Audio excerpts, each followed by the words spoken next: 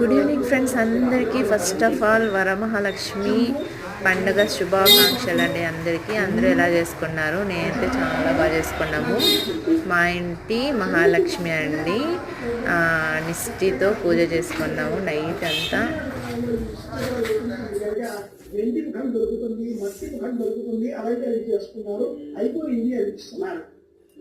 పూర్వం కాటుకతో ఆ చెంబు పైన లిఖించేటటువంటి వారు